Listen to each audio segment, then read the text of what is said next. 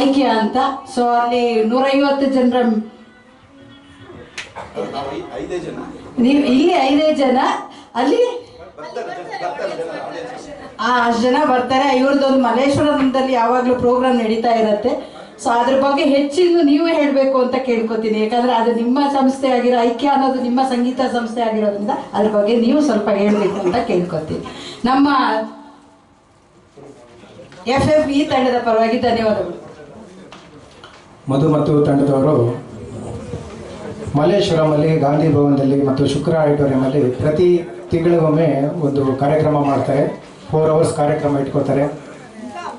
ಅವರು 5 ಜನ 6 ಜನ ಯಾರು ಜನ ಇದ್ದಾರೋ ಅವರೇ ಅದರ ಏನು ವೆಚ್ಚ ಆಗುತ್ತೋ ಅವರೇ ಅದನ್ನು ಬರೆಸ್ಕೊಂಡು ಸಮಾಜಕ್ಕೆ ಏನೋ ಒಂದು ಸಂಗೀತ ಮುಖ ಕೊಡೋಣ ಅಂತ ಎಷ್ಟೋ ಜನ ನಾನು ನೋಡಿದ್ದೀನಿ.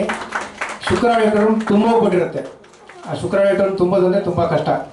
ಅಂಥದ್ರಲ್ಲಿ 4 hours ಕ್ಲೀನಾಗಿ ಬಂದು ಕೂತ್ಕೊಂಡು ಎಲ್ಲ ಆಲ್ಮೋಸ್ಟ್ ನೋಡಿದ್ದೀನಿ ನಾನು.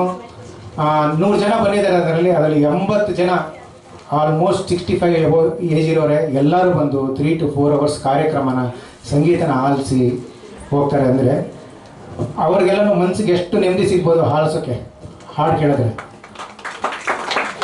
ಅಂದರೆ ಇವ್ರ ಧ್ವನಿ ಅಂದರೆ ಅಷ್ಟು ಆಕರ್ಷಣೆ ಮಾಡಿದ್ದಾರೆ. ವಯಸ್ಸಾದವ್ರಿಗೆ ಒಂದು ನೆಮ್ಮದಿಯನ್ನು ಕೊಟ್ಟಿದ್ದಾರೆ ಸಂಗೀತದಿಂದ. ನಿಮ್ಮ ಕಲಾಸೇವೆ ಹೀಗೆ ನಡೀತಾ ಇರಲಿ. ಧನ್ಯವಾದಗಳು.